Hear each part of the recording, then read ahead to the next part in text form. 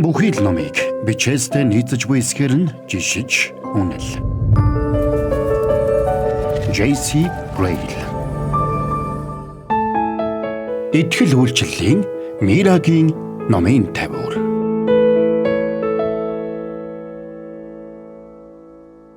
Үзэгч, сонсогч тань яг одоо бидний подкастыг хүлээн авч үзэж буй цаг өдрийн мэндийг танд хүргэе.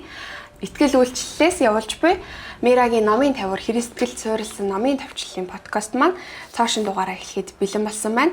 Тэгэд бид энэ удаагийн номороо Sproul зохиолчийн Ариунаас Ариун бурхан нэртэй энэ номыг сонгож аваад энэ удаагийн дугаараараа ярилцахаар болсон байна. За тэгээд бид студид гэрэл тав хөтлөмийн маань орчуулагч Нинжинтэй ярилцахаар ирсэн байна. Тэгээд Ариунаас Ариун бурхан номын маань орчуулагч байгаа.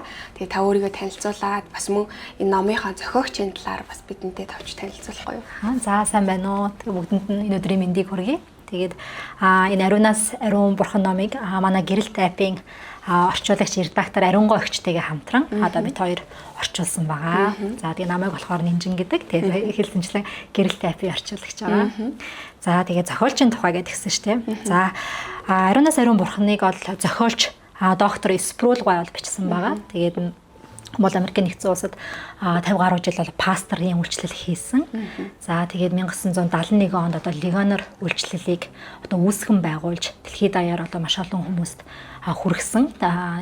Легонор үйлчлэлийн байгууллага нь одоо яг ямар төвтэй, ямар фокустай байгууллага вэ гэхээр одоо яг Христийн яг Библийн дагуухыг тийм суурь ойлголтуудыг яг одоо теолог номлол тэр тайлбаруудыг одоо хүмүүст хүргэдэг. Тэр олон сургалтуудыг одоо пастор, орон нутгийн пастор, удирдагч, ахлагч нарыг одоо босгон байгуулахад одоо сургадаг тийм байгууллага байгаа. Тэгэхээр дам ганц нөгөө сургалт гэхгүй хажуугаар нь ном, сэтгүүл, подкаст гэдээ маш олон төрлийн үйлчлэлээр ер нь бол яг Библийн тэр суурь ойлголт үннүүдийг хүмүүстийг үнэн зөвөөр ойлгож хүргэхэд тусалдаг. За мөн ахлагч, удирдагч нарыг бэлддэг тийм маш олон одоо улсад үйл ажиллагаа явуулдаг тийм байгууллагыг бол үүсгэн байгуулсан тийм хүн байгаа.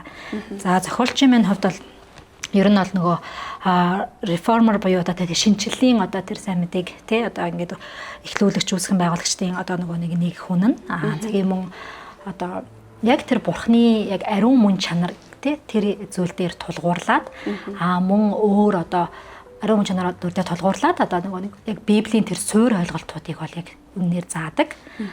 За тэгээд яг энэнийхээ дагуу одоо тэр болгон одоо хүмүүсийн нэг асуугаад хариулт олдоггүй ч юм шууд хариулахад хэцүү байдаг асуултууд байдаг штэ тэрнийг хөндсөн одоо 70 гаруй номыг бол бичсэн.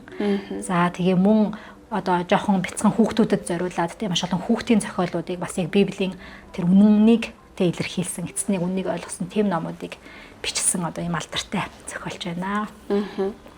За тэгвэл хоёлоо номныхоо яг нэрнээс эхлэе гэж бодож байна. Ариунаас Ариун бурхан гэсэн гэдэг байгаад байгаа шүү дээ. Тэгээд нэг үгийг хоёр удаад авцсан байна. Тэгээд Ариун бурхан гэсэн байна. Тэгээд бид нар яг хуу Ариун гэдэг үгийг ерөнхий утгаараа бол ойлгодог, итгэгч хүмүүс ойлгодог. Библиэсээ бас тэр бурхны ариун байдлыг ч гэсэн бид нар харж уншиж яадаг. Гэхдээ энэ номон дээр бол илүү гүн үнцгий, илүү олон талаас нь гэдэг ч юм уу тайлбарсан байгаа шүү дээ. Тэгэхээр хоёлоо нэрээсээ эхлээд яг ариун байдал гэж яг юу хэлээд байгаа юм бэ? Энэ номон дээр зохиогч маань өөрөө ариун гэдэг байдлыг яг яаж гаргаж ирэхийг одоо хичээсэн бэ? Гэдэг талаар. За англи нэр нь бол The Holiness of God гэх энийг яг одоо манай редактор Ариунгой өгчтэй хоёроос ярьж агаад яг Ариунаас Ариун бурхан гэж өгсөн. Тэг яагаад ингэж өгсөн бэ гэхээр яг орчуулах юм бол бурхны ариун мөн чанар ч юм уу эсвэл бурхны ариун байдал ч юм уу яг нэг тэгэж орчуулгахтаа. Гэхдээ яг ингээ номыг яг орчуулад дуусан гот бид хоёрыг хоёуланд нь зүгээр л яг нэг ариун гэж хэлчихээр яг нэг юм дотоо санагдаадсан байхгүй. Тэгээ бүр ингээд яг ариун гэдэг яг тэр нөгөө үгээр нь ч баг илэрхийлэгдэмгүү яг бурхны тэр нэг гайхалтай гүн гүнзгий мөн чанарыг одоо яг ингэж гаргаж ирсэн учраас бүр ингэ нэг Ариунаас Ариун гэх Монгол хэлэнд чинь нэг бүр ингэ өндрөөс өндөрт ч юм уу ингэ бүр нэг даваа зэргийг бүр ингэ толтол нь илэрхийлэхийн тулд тэгдэг штэ тэгэхээр зөвхөн яг Ариун мөн чанар ч юм уу Ариун гэд хэлчихээр арай л биш байгаад байна гэд тэгээд үнэхээр Ариунаас Ариун бурхан юм шүү гэдгийг ингэ бүр ингэ дээд хэмжээндээ хүртэл ингэж илэрхийлэхийн тулд яг энэ нэрийг ингэж орчуулсан байгаа. Тийм тэгээд тэгээд юу гэсэн штэ тий ариун ерөнхий зохиогч маань ариун гэж хэлэх гээд байгаа санаа нь өөрөө юу байсан бэ? Ахаа. Танд орчуулж авах үед бас юу гэж бодогдсон бэ ариун байдлын талаар? Ахаа. Яг ариун гэхээр бид нарт бол ингээд шууд нэг ойлголт буудаг штэ тий хэр буртаггүй ч юм уу тий цэвэр цэмцгэр гээл тий тэгээ магадгүй манай христтгэж хүмүүс ч гэсэн тий бурхныг ариун гээл бодохдоо ингээл ямар ч тий ингээл хэр буртаггүй ингээл ариун гээл тэгдэг тий тэгэхээр ариун гэдэг нь бол мэдээж яг тэр бүх зүйлийг уусаа тодорхойлогдно. Гэхдээ бурхны хувьд ариун гэдэг нь бол яг ийм тусгаар тий ингээд бүр ингээд тусгаарлагдсан тий ингээд зөвхөн бурханд тусгаарлагдсан гэсэн утгатай тий. Одоо жишээ нь хуучин гэрээг унших юм бол одоо бурхны үйлчлэлд хийж байгаа тэр тахилын ширээ тий ингээд авдар гэл тэр бүх зүйлүүд тахилчийн өмсдөг хувцас гэл тий тэр бүх зүйлийг ингээд ариун гэж үздэг байсан ба. Тэр хувцнууд өөрөө одоо ч юм уу тэр тавилга өөрөө ариун биш. Тэрийг харин бурхны яг тэр ариун үйлчлэлд зориулж байгаа учраас тэрийг ингээд нөгөө тусгаарлаж ариун гэж авч үзэж байгаа. Тэгэхээр одоо нөгөө нэг ариун бурхан гэдэг хэнгүүд одоо бурхны яг нэг мөн чанар юм шиг ойлгогдож болохоор жишээ нь бурхан бол хайр гэл те бурхан бол шудраг гэл бид нар бурхныг маш олон зүйлээр ингээд тэ тодорхойлж тэ хүндэтгэж бурханд мөрөгдөг тэ бурхныг магтдаг. Тэгтэл яг үнэндээ ариун гэдэг нь бол бурхны яг тэр бүх тодорхойлтон дээр хамт явах тэрийг бурхны яг мөн чанар нь болчиход байгаа байхгүй юу тэ. Одоо жишээ нь бурхны шудраг байдал нь ариун тэ бурхны хайр нь бас өөрөө ариун тэ бурхны бүхий л зан чанар нь өөрөө ариун тэ. Тэнгүүд энэ ариун гэдэг нь ямар нэгэн байдлаар бурхны нэг салангад нэг мөн чанар ч юм уу зан чанар бол ерөөсөө биш. Харин ял тэр чигтээ бурхан өөрөө яг тийм ариун оршихуй юм аа ариун юм аа гэдэг яг энэ зүйлийг одоо зохиолч маань илүү гаргахыг одоо зорьсон гэх юм уу.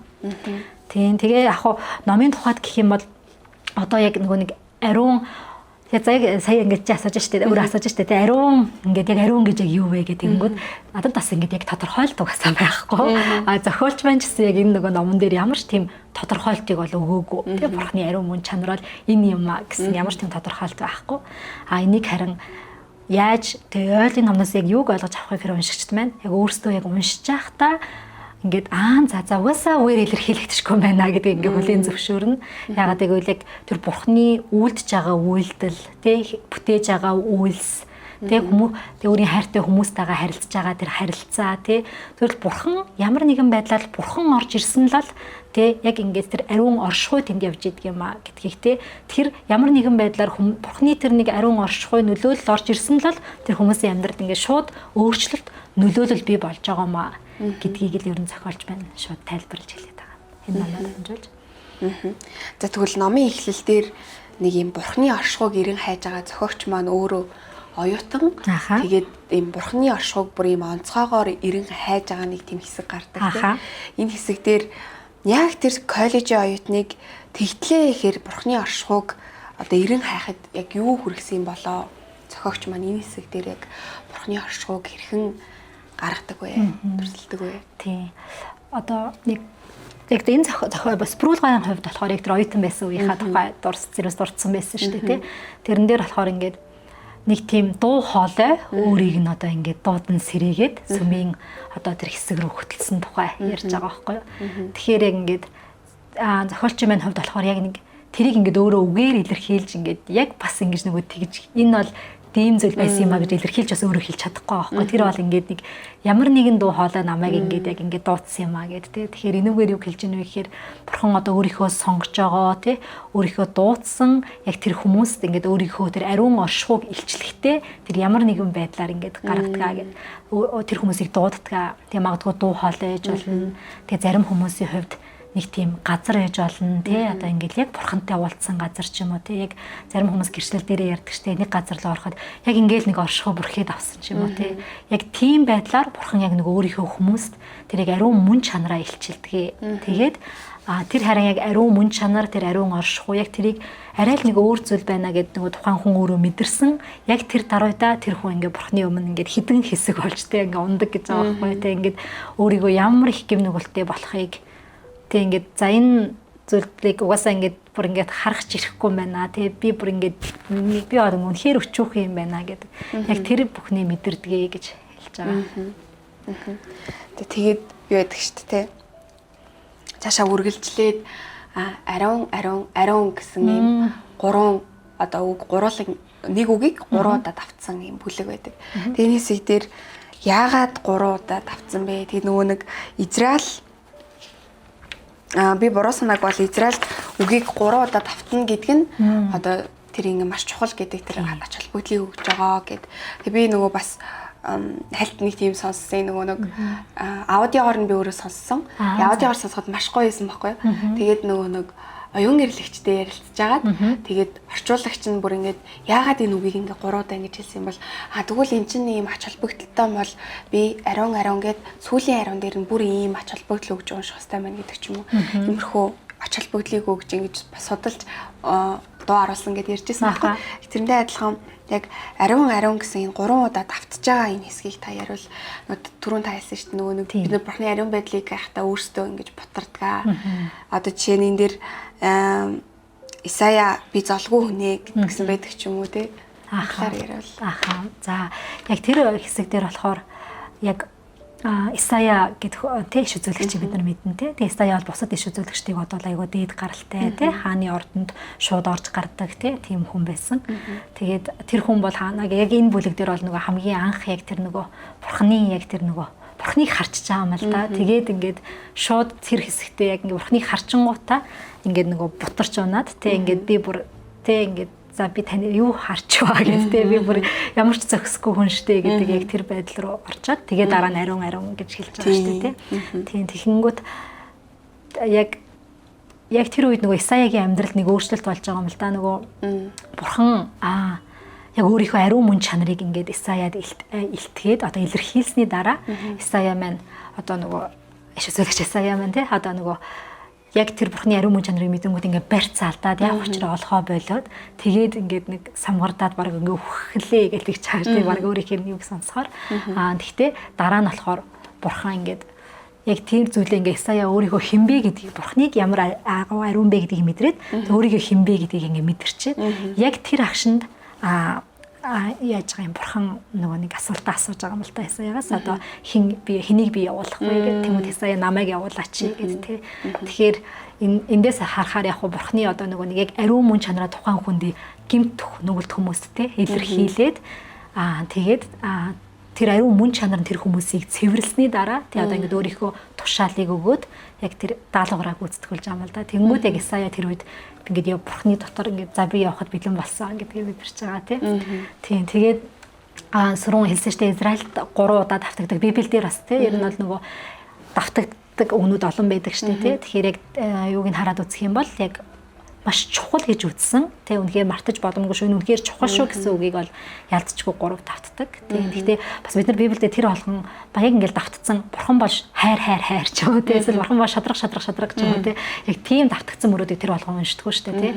Гэхдээ ягаад ч юм ингээ бурхан бол ариун гээл тэ. Тэгээл нөгөө илчлэлт номон дээр бас гардаг тэ. Ингээл элчнэр хүртэл бурханы өмнө тэ нөгөө ингээд юу угуулад ариун гэж болох болно гэд. Тэр тэгэхээр ингээд яг бурхны яг тэр нэг үндсэн яг тэр нэг хуваагдшгүй мөн чанарыг илэрхийлэл болохоор яг тэгж татдагсан байдаг гэж харж байгаа. Христэд суурилсан захин болон сонсдог ном.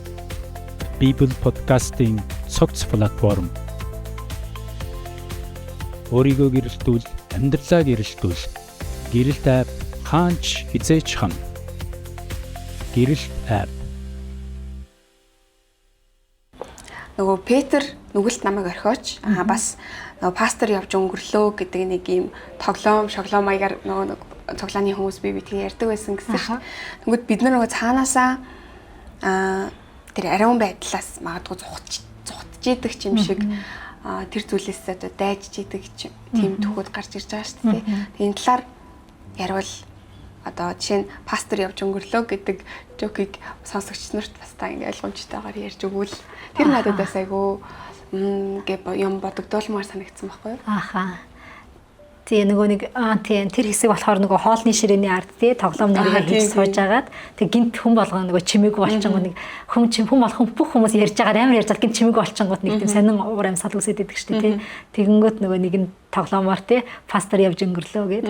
Тэгэхээр яг хуу энэ хэсэг нь болохоор яг ингээд нөгөө бас яг бурхны ариун мөн чанарыг гэхдээ илүү нөгөө бурхны яг тэр ариун мөн чанарыг бас ингэж нөгөө нэг мөшгөж те яг ингээд тэр мөн чанарын дагуу амьдралаа өөрчлөхийг хүсэж байгаа тэр мөн чанарын дагуу хүсэж байгаа өсөж байгаа тийм хүмүүсийн одоо оршихуйд хүртэл яг ингээд бусад одоо нүгэлт хүмүүс гэдэг аах л та тэр хүмүүс нүгэлтэй гэхдээ бусад одоо юм хүмүүс бас ингээд эвгүй болдгоо дагчин чичирдгээ гэдэг юм л та тэгэхээр ер нь бол яг нүгэлт хүний одоо нэг төрлөх мөн чанар бол цаанаасаа нөгөө ариун байдлыг одоо ариун байдлаас цухтааж идэг.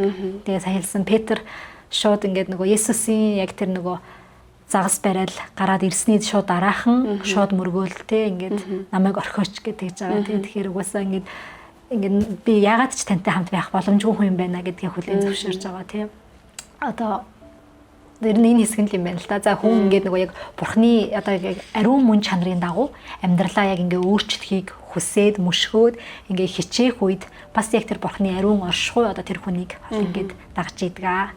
Тийм учраас одоо өөр бас ингээд магадгүй ингээд яг ингээд ариун яг тэр оршихуйг тээж явж байгаа хүмүүсийн хажууд ч тэр тийм одоо нүгэлт хүмүүс зүгээр одоо энгийн хүмүүс байгаа шүү дээ. Тэр хүмүүс хүртэл байхдаа ингээд нэг тийм жирхдэг, эвгүүрхдэг тийм тэгээд ийм түүхүүдээс бид нар сонсдог шүү дээ тийм ингээд итгэгч хүмүүс байхаар энэ юм сонирч юм эсвэл итгэгч хүний хажууд гинт нэг хараалын үг хэлэхээ болдог ч юм уу тийм яг тэрцэн ингээд цаанаасаа яг нэг тийм бурхны ариун оршихуйг яг ингээд тээж явж байгаа тэр ур амьсгалыг бүрдүүлдэг гэж хэлж байна.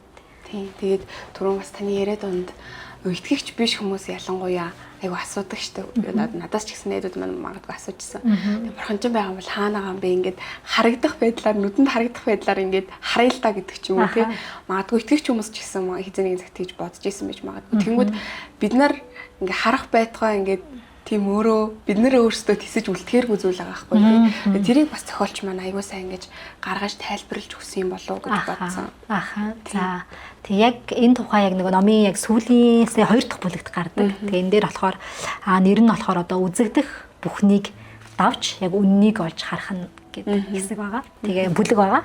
Тэгээ энэ бүлгийг болохоор нэг гоё жишээ авч ярьсан нь тий одоо ингээл Амстердам бид нар гоё уран зураг гэж мэддэг штэ тий тэгэл Амстердамын галерейд явж итэл ингээл шөнийн харуул гэл одоо алдартай зураг байна тий тэр зургийг ингээл байж ангууд бид нар шууд хараад хөөх гэлтэй ингээл тэр зургийг ямар гайхалтай зурсан юм бэ гээл те хөөх энэ зургийг шүтэж бишрий гээл тэгдэггүй штэ те шууд хараад хин зурсан юм бэ гээл шууд доошоо нэрийг хараал те ямар зураач байд юм бэ аль улсынх юм бэ гээл шууд ер нь бол тэр одоо зураачийн тийм тэр зургийг зурсан одоо зураачийг шууд ингээд биширч эхэлдэг штэ те өстой гайхалтай бүтээл төрөвжээ гээл те тэг яг тэрнтэй адилханаар бурхны бүтээл бол бидний яг эргэн тойронд бүр ингээд бидний хүрээлэн байгаа. Тэгээд бид нар одоо эндээс гараал тийшээ тэнгэрийг харахад тэнгэр тий одоо од ирэхс гээл те тэгэл цэцэг навч гээл те бүр ингээд бүр тоймгүй ихтэй бидний бүр хүрээлэн байгаа. Тэгээ энэ бүхэн бол одоо ингээд бүгдээрээ бурхны одоо ингээд мотрын бүтээлүүд байгаа байхгүй юу тий.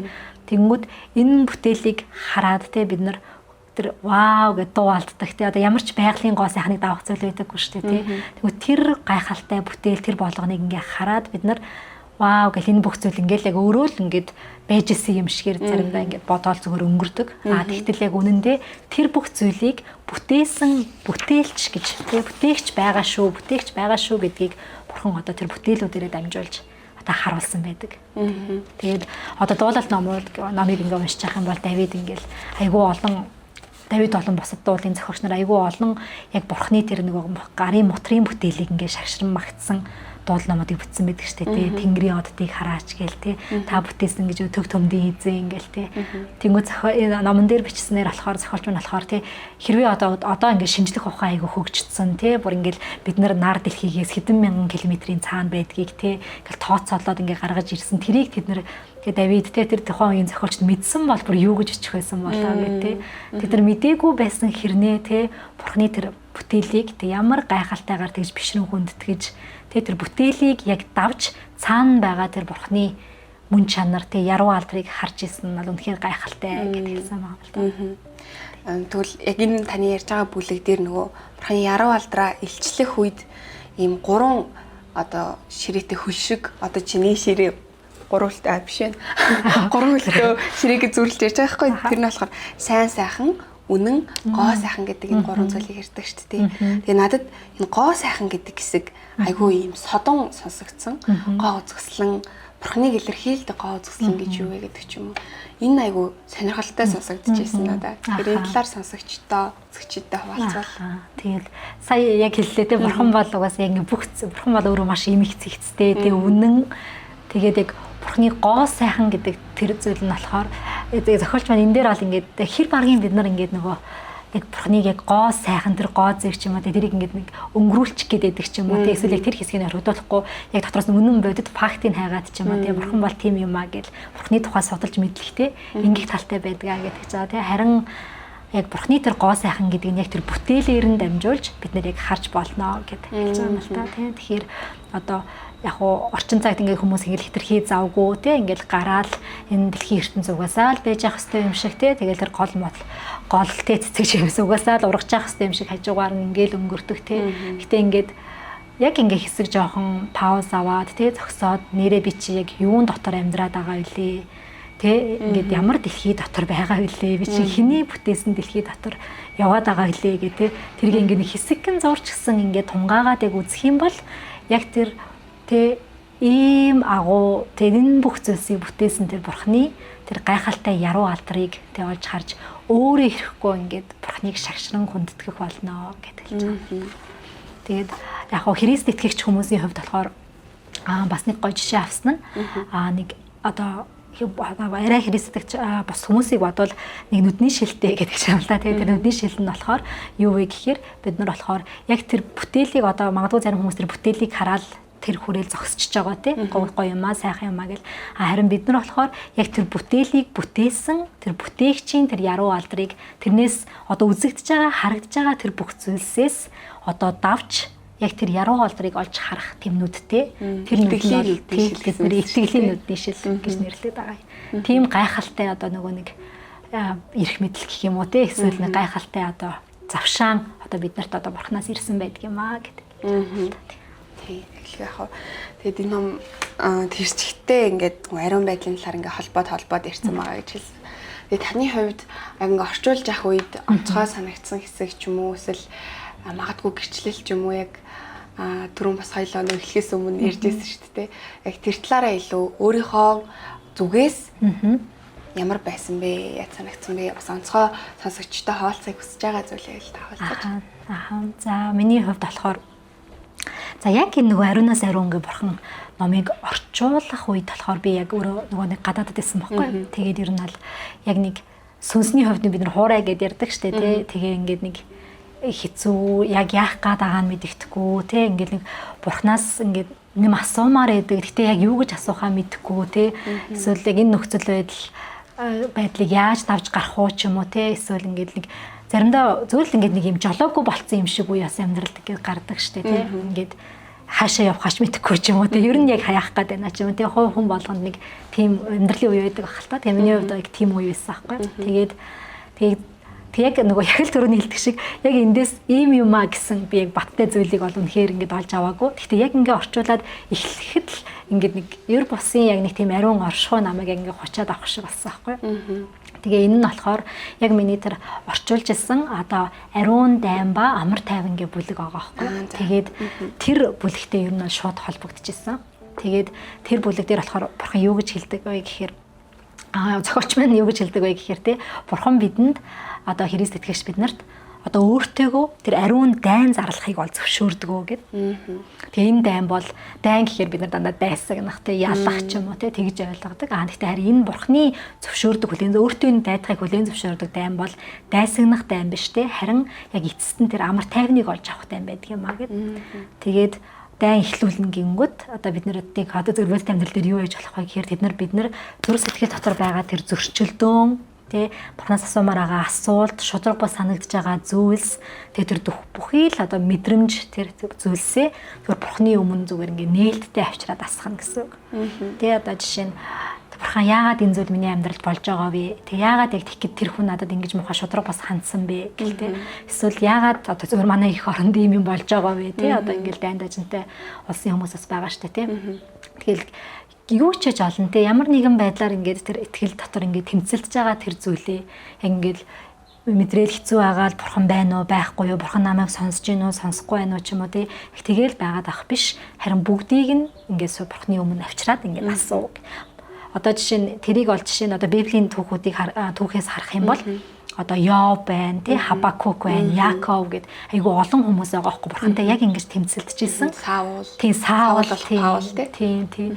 Тэгэнгүүт одоо жишээ нь Хабакукийн жишээ гэх юм бол тий яг ингээд өөрийнх нь улс үндэстэн маш үзүүлэгч хүн байсан тий өөрийнх нь улс үндэстэн одоо өөрсдөөс нь долоон доор бүр ёс бус улс үндэстнийг гарт гарах гээд тэрэнд боолчлогдох гээд байгаа байхгүй тэгэнгүүт ингээд ямар шодрог бас санагдаж штэ басаа тий ингээд бүр ийм ёс сул дорой тий эсвэл ийм ёс бус ийм сонин үндэстний гартаа биднийг ингээд орохыг зөвшөөрлөө гэж үү тий ингээд шудраг зөвхт байдал гэдэг Хабакук бүр нэлээд шалгах хэлсэн байгаа байхгүй бурхны өмнөөс тий бүр ингээд шудраг зөвхт байдал гэдэг юм чинь бүр тэгвэл тий ямар ч хоосон худлаа юм байна. Гэт тэрүүгээрээ Хабакук бүр бурхныг зөв шудраг бишээ гэд баг хэлчихэж байгаа байхгүй тий.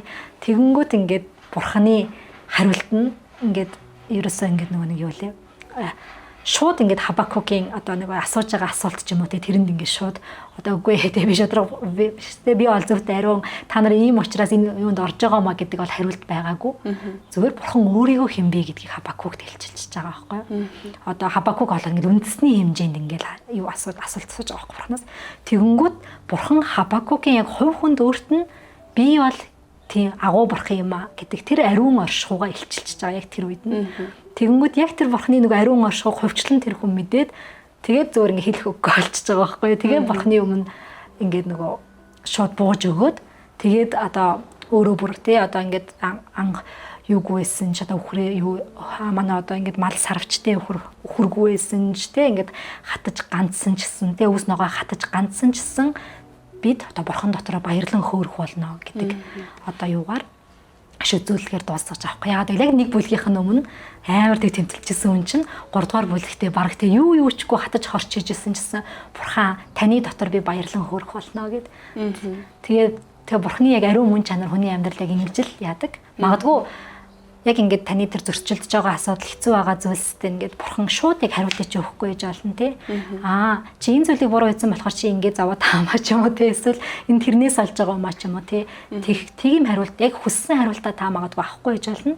Гэхдээ яг нэг тэр нөгөө бурхан өөрийгөө хин гэдгийг тэр ариун мөн чанараа ямар ч гэсэн яг тэр илчлэлтийг та хүлээж авахад яг зүрх сэтгэл дотроо бүр ингээд юугаар ч илэрхийлшгүй те амар тайвныг хүлээж аваад за бурхан байгаа минь болох юм байна гэдэг нэг тийм цаашлаад те энэ амьдралд ингээд бургашаа алхах бүх зүйл бурханы мотортой байгаа юм байна гэсэн тэр итгэлийг төрүүлэх тийм итгэл найдвар бий болдог гэсэн. Тэгээд нөгөө нэг нам маань 11 бүлэгтэй байгаа шүү дээ. Тэгээ 11 бүлгийн бүлэг бүрийн төгсгөлд ийм асуулт гэсэн хэсэг байсан. Тэгээд нөгөө нэг тэр бүлгээ баттгах эсвэл нөгөө найзуудаараа эсийн бүлгээр хамт судлаад тэр асуултын дагуу бас баттгаад бити ярилцах цаг гаргавал бас айгүй үр дүнтэй санагдсан. Тэр асуултууд бас айгүй гоё асуултууд надад байсан санагдсан. Яг нөгөө баттгаад давхар нөгөө өөрийнхөө доторлоо өнгөж хараад би ч нэрээ яадаг үлээ. Би ч яаж ханддаг үлээ гэдэг зүйлс рүү айгүй сайн хөтөлж чиглүүлж байгаа айгүй сайн асуултууд санагдчихсэн. Таны хувьд орчуулж яхад гэдгээр асуултуудаас ямар санагдчихсэн бэ? Тий, ер нь бас яг ижлэхэн санагдчихсан. Яг ингээд нөгөө номоо асуултуудаа орчуулангуудаа яг ингээд нөгөө өөрөө яг хариулчмаар санагдаад тий. Нэр яг би яаж байгаа илээ гэж бодогдсон. Тэгээд ноён номыг бол уншиж хахад яг нөгөө яг бүлгээрээ судлахад тий яг ингээд найзуудаараа ч юм уу яг ингээд судлаад тэг яг тэр асуултуудынхаа дагуу ингээд хариулаад тэгээд дараа нь хоорондоо ярилцвал маш үр дүнтэй асуултууд байсан гэж харагдаж байгаа. Ер нь бол яг нөгөө тухайн бүлгийн яг нэг гол агуулгыг илүү нөгөө нэг дэлгэрэнгүй яг амьдрал дээр практик хэрэгжүүлэхэд айгүй нэмэртэй байсан юм уу? Тийм. Тэг яг нөгөө бүтэн яг номын тухайд одоо ингээл номыг яг уншиж эхлэж байгаа хүмүүс ч юм уу тий уншия гэж бодож байгаа хүмүүст бол хандаж хэлэхэд болохоор зүгээр л одоо нөгөө яг түрүүний хэлсэнчлэн та яг бурхан бол бурханы ариун мөн чанар энэ юм а гэсэн тодорхойлтыг та энэ номноос өөрөө гаргаж авна. Зохиолч танд гаргаж өгөхгүй. Гэхдээ яг таны нөгөө нэг бурхантай харилцах хувьчилсан тэр харилцаанд бол үнэхээр том нөгөө нэг түлхэц болж өгнө. Тэгээ та яг бид нар хуучин гэрээг уншиж байхдаа үйл явдлуудаас нь ингээд бурхан яаж ажиллаж байгааг болж хардаг шиг тий. Та яг энэ номыг уншиж байхдаа бурханы ариун мөн чанар тий миний амьдралд одоо ямар нөлөө үзүүлэх вэ гэдгийг ингээд таны сүнс тий баг өөрөө ингээд танд гэрчлэх болно гэж хэлмээр байна. Тэгэлгүй байхад тэгээ надад бол яг уншиж явах сонсож явах үед бол маш гоё ном нөө хүн бүрийн заавал унших ёстой номнуудын нэг юм шиг санагдсан. Тэгээд бурхны талаарх тэр мөн чанарын ойлголт, тэр магадгүй буруу ойлголт байдаг бол тэрийг залруулсан, ойлгуулж өгсөн. Тэгээд итгэлийн амьдрал дээр өсөж өөрчлөлтүүдийг бас бий болгох тэр айгуу чухал ном санагдсан. Тэгэхээр хүмүүс бас нөгөө ширээний номоо болгоод гэдэг шиг ингээд уншаад тэгээд энэ чинь 11 бүлэгтээ бас хөөрхөн зузаан ном учраас нөгөө нэг удаа уншаад өнгөрөхөд бол за гэл мэдээд өнгөрөхөөс биш нөгөө дахиж уншаад нөгөө асуултуудаа дахиж хариулаад ярилцвал ингээд илүү үр дүнтэй ойлгогдох юм байна гэж бодсон. Тэгээд айгуу гоё одоо бас үгээр илэрхийлж мэдэхгүй л байна л да. Ямар ч байсан маш өр өгөөжтэй, маш гоё ном байсан. Тэгэхээр магадгүй унших завгүй бол гоё аудиогоор нь сонсоод эсвэл бүр цаг гаргаад гоё уншаад тэмдэглэл хөтлөөд те ингээд бол маш хэрэгтэй ном санагдсан. Тэгээд зохиогч маань ч гэсэн өөрөө яг энэ зүйлийг бүр бага наснаасаа ингэж явсан тэр зүйлсүүдээ бичиж хуваалцсан нь ч гэсэн бас Библийн маш олон түүхүүдээр баяжуулаад энэ үед ингэжсэн, тэгжсэн гэдэг зүйлүүд орж ирсэн нь бас биднэрт айгүй ойр байсан.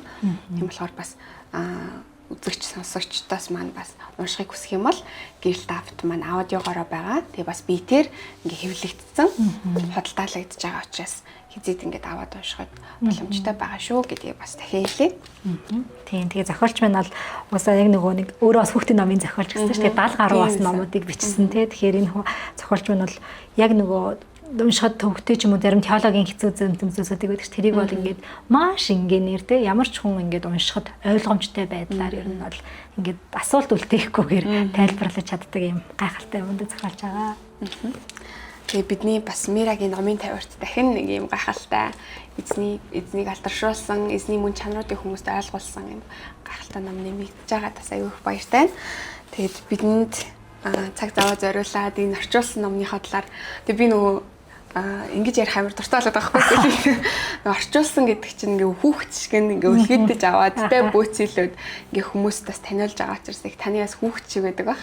Тэгээ энэ яг үнцэнтэй гоё номныхаа талаар бидэнтэй ирээд гоё хуваалцсанд маш их баярлалаа. Тэгээд бидний энэ хийж байгаа бүхэл үйлчлэл итгэгч болон итгэгч биш тэдгээр хүмүүст бас бурхныг гэрчлэх, бурхныг алдаршуулах энэ бүх үйлчлэлүүд маань бүгдээрээ цогцож нэгдээд бурхныг алдаршуулах зорилготой байгаа шүү дээ. Тэгэхээр энэ бүх энэ зүйлсүүд маань үйлчлэлт маань бас гар бие оролцоод хамт ярилцсанд маш их баярлалаа. Тэгээ үргэлжлүүлээд бас олон гоё номууд орчуулах байхаа гэж ерөөё. За та бүхэнд ч гэсэн маш их баярлалаа. Тэгээ манай бас Гэрэл Publishers гаргаж байгаа тийм энэ гоё номыг бас ингэж өшөө бас тийм яг ижлэхэн мэдээж бурхныг алдаршуулах зорилготой байгаа бид нар бүгдээрээ нийлээ тийм. Өшөө бас маш олон хүмүүсийг бас унших тэр боломжийг бас нээж өгч байгаад баярлалаа. Баярлалаа. Тэгээд сонсогч танд, үзэгч танд өнөөдөр Ариунаас Ариун бурхан Sproul зохиолчийн Ариунаас Ариун бурхан номын бид нар товчлол ерөнхий байдлаас маш товчоор та бүхэнд хүргэлээ. Та үргэлжлүүлэн энэ намаа дэлгэрэнгүй судалж уншихыг хүсвэл Гэрэл Давтын аппликейшнаас аудиогоор болон биетээр аваад унших боломжтой байгаа шүү. Тэгээд үргэлжлүүлэн энэ номыг судалж магадгүй бүлгэрээ найзуудаараа хамтдаа бурхны ариун чанарт суралцаж тэдгээр ойлголтуудыг авч итгэлийнхаа амьдралд тэр өсөлт хөгжилтийг тавьчих байхаа гэж найдаж байна. Тэгээ бидний дугаарыг сонссон танд маш их баярлалаа. Үргэлжлүүлэн та бас сонсох хэрэгтэй хэн нэгэнд хуваалцаж бидний үйлчлэлийг бас дэмжиж бидний үйлчлэлийн нэг хэсэг болоосаа гэж та бүхнийг уриалж байна. Тэгээ хамт байсан танд баярлалаа. Дараагийн дугаараа уулзтлаа. Түр баяртай. Зарим номыг амталж, заримыг нь залгиж, заримыг нь зажилж, шингээж авах хэрэгтэй. Фрэнсис Бэйкон. Итгэл үйлчлэлийн Мирагийн номын 50.